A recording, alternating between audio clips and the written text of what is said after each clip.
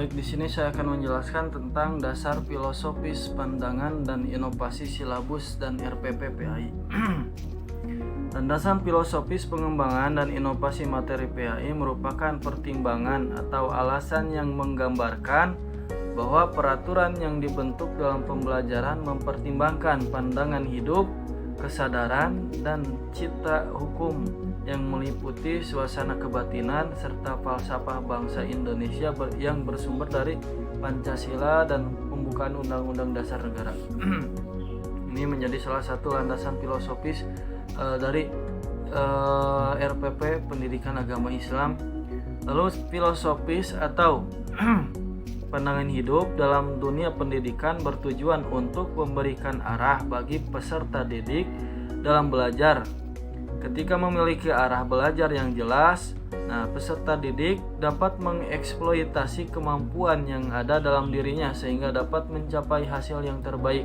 Jadi salah satu pengaruh dari filosofis pengembangan dan inovasi silabus dan RPPPA itu diantaranya yang ini sebagai pandangan hidup dalam dunia pendidikan dengan bertujuan untuk memberikan arah bagi peserta didik dalam belajar. Ketika memiliki arah belajar yang jelas, peserta didik pasti dapat mengeksploitasi kemampuan yang ada dalam dirinya sehingga dapat mencapai hasil yang terbaik.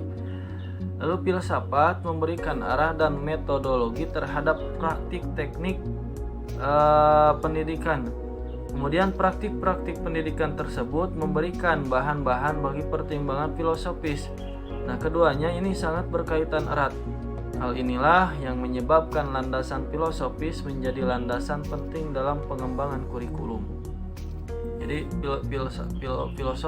filosofis pengembangan ini menjadi sangat penting ya untuk pengembangan kurikulum. Lalu landasan filosofis pendidikan merupakan bagian penting yang harus dipelajari dalam dunia pendidikan. Hal ini dikarenakan pendidikan bersifat normatif dan perspektif. Selain itu juga dengan filosofis pendidikan kita akan mengetahui mengapa, apa, dan bagaimana kita melakukan pelajaran. Lalu siapa yang kita ajar dan mengenai hakikat dari belajar itu sendiri. Hal ini merupakan seperangkat prinsip yang menuntun kita dalam melakukan tindakan profesional melalui kegiatan dan masalah-masalah yang kita hadapi sehari-hari.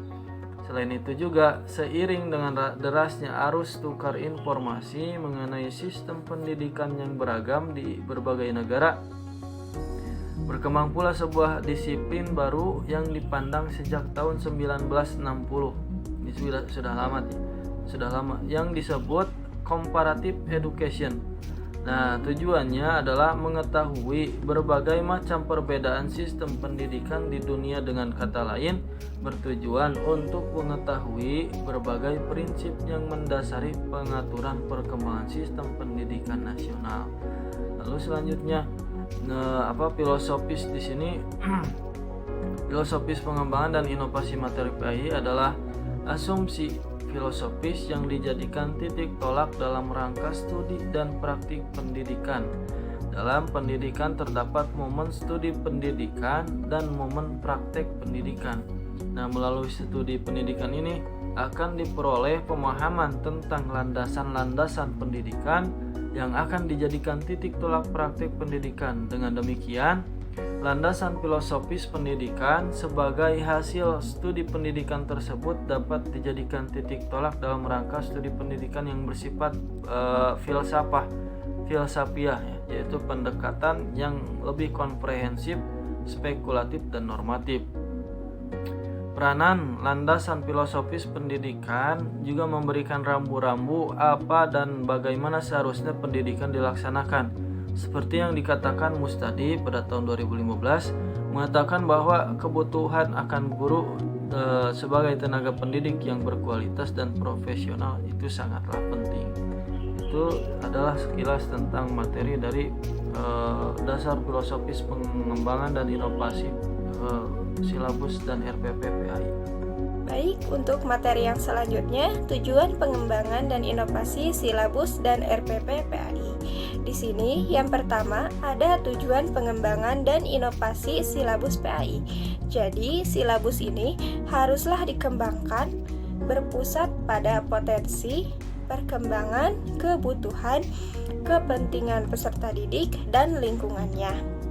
Silabus ini dikembangkan berdasarkan prinsip bahwa peserta didik memiliki posisi sentral untuk mengembangkan kompetensinya agar menjadi manusia yang beriman dan bertakwa kepada Tuhan Yang Maha Esa, berakhlak mulia, sehat, berilmu, cakap, kreatif, mandiri, menjadi warga negara yang demokratis dan bertanggung jawab.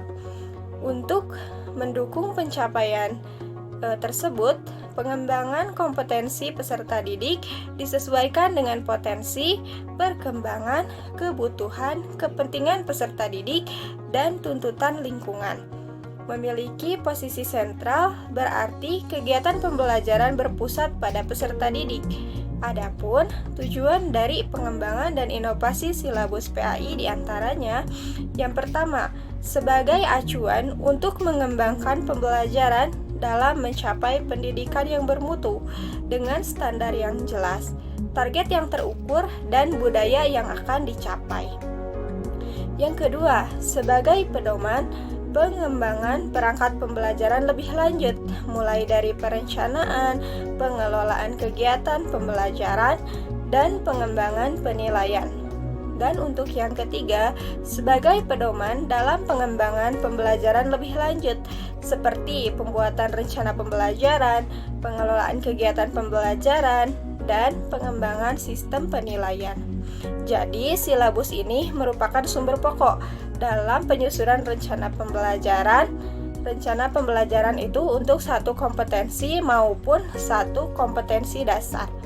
Dan yang keempat, sebagai pedoman untuk merencanakan pengelolaan pembelajaran, misalnya kegiatan pembelajaran secara klasikal, kelompok kecil, ataupun pembelajaran secara individual.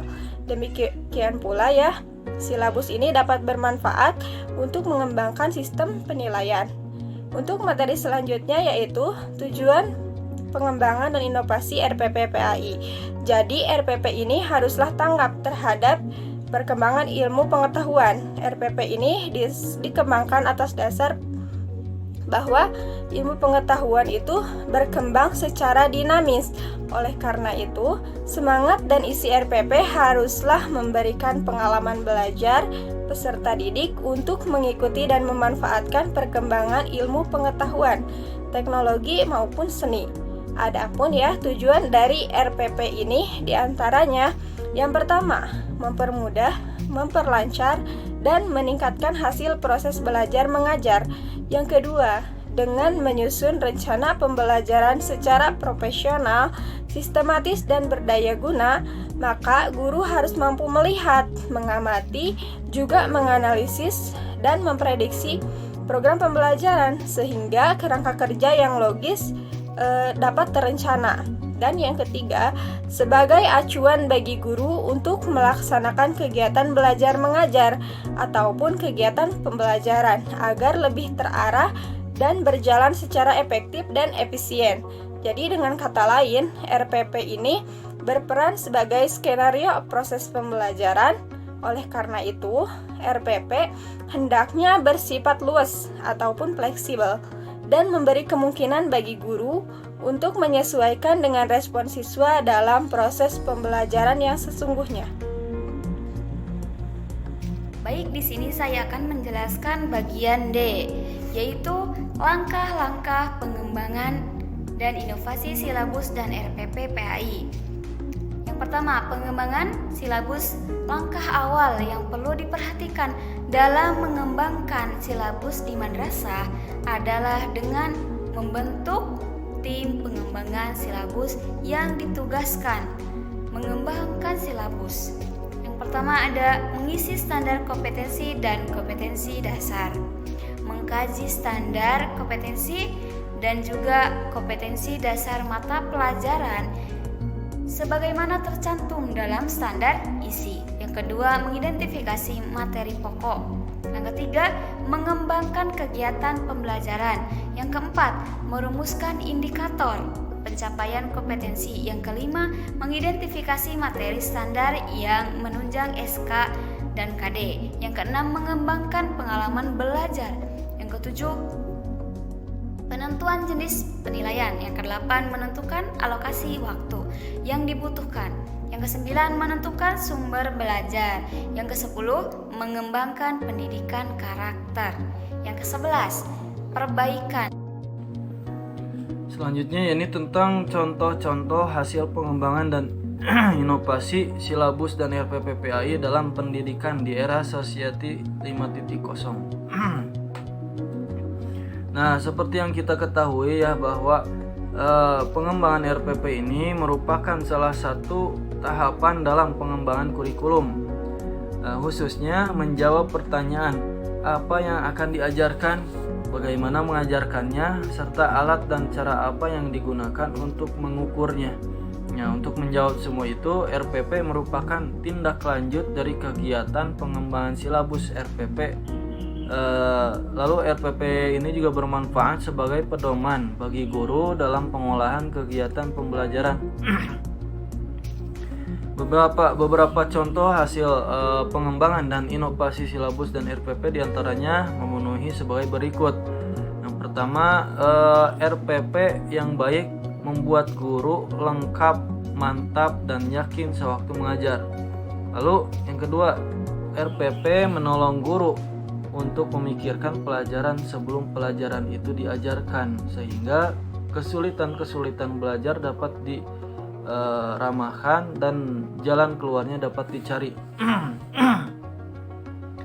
Jadi di RPP ini menuntut guru agar mempersiapkan pembelajaran sebelum dimulai pembelajarannya agar mendapatkan hasil yang optimal. Lalu RPP dapat membantu guru dalam mengorganisasi fasilitas, perlengkapan, alat bantu pengajaran, waktu dan isi dalam rangka untuk mencapai tujuan belajar perspektif seefektif mungkin. RPP juga dapat membantu guru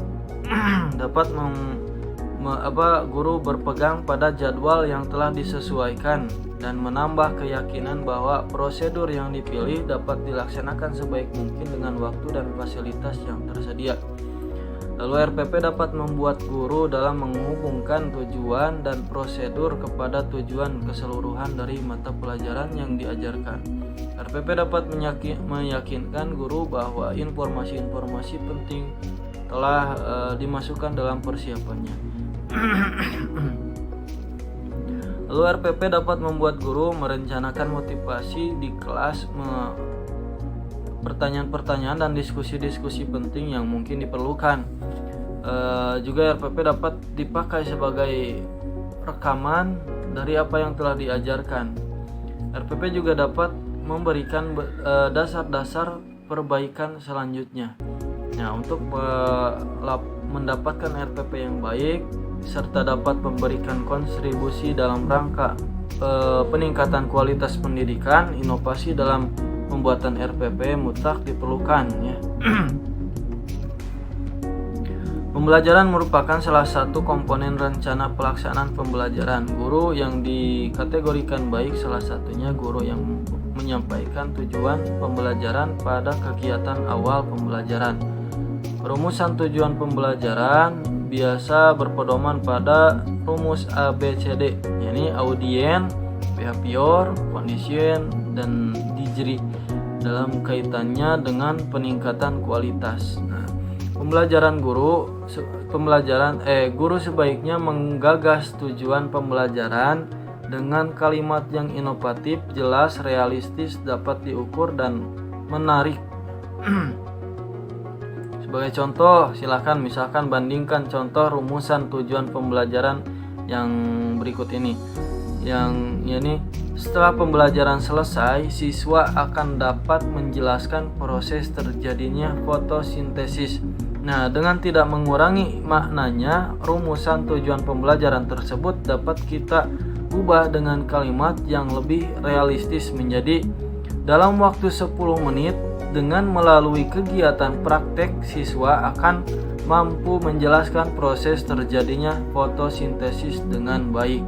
Nah, ini menjadi ada tambahan dalam waktu 10 menit.